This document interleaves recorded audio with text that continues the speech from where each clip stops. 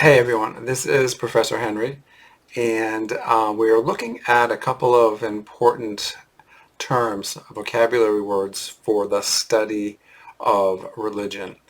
And these are the words emic and etic. These are used by Kenneth Pike in the course materials and the resources for the course.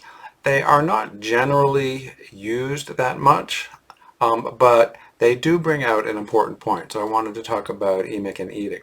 Emic is the idea of the religious categories, what we're describing, what we're working with, are taken in terms of the people who are actually using them. So you try to analyze from the inside what they think they mean, what they believe.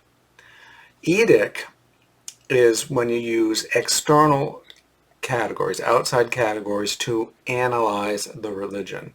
And we want to be very careful as we are looking at the academic study of religion that we make a difference between what the people we are studying believe, what the writers we believe, the theologians, the philosophers of religion, what they are believing, thinking, what the words and terms mean to them, versus what we might want to impose upon or to interpret. So I always remember emic is, because of the M, reminds me of the word midst. So emic, what people believe, think, and feel within that world view, in the midst of that world view.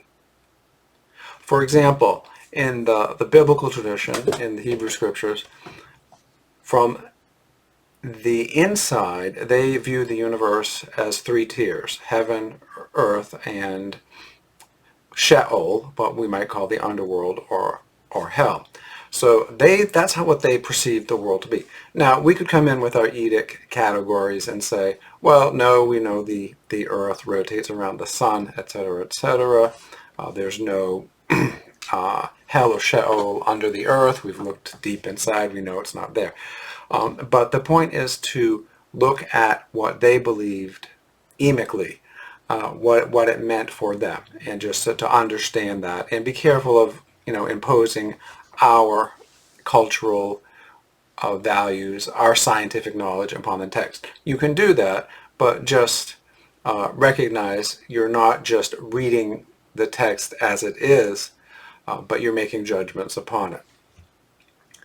And also in biblical studies, there's the idea that if you really want to understand the biblical text, whether you're Jewish, Christian, whatever, secular, agnostic, you want to do exegesis. You want to take the meaning out of the text. You want to be careful of eisegesis, of reading into the text your theological ideas. Now, what does etic mean? Etic is looking at a text or tradition from the outside using external categories. For example, we could look at the Judeo-Christian tradition and its views on the afterlife, and we can look at that from a Freudian or psychoanalytic perspective. And from that perspective, from Freud's perspective, religion is an illusion. It's preventing us from seeing things as they really are. So for him, the ideas of heaven or Sheol or any kind of life after life is evidence of an illusion that you just don't want to accept death. And so religion is sort of a neurosis. It's sort of a sickness. It's an illusion because it's not allowing people to accept their finitude. So that would be an etic way of looking at religion. Now, of course, emically, the Judeo-Christian tradition looks at the afterlife very seriously. So if you look at it emically from within, you can see that is part of the belief system of the Judeo-Christian tradition in some parts.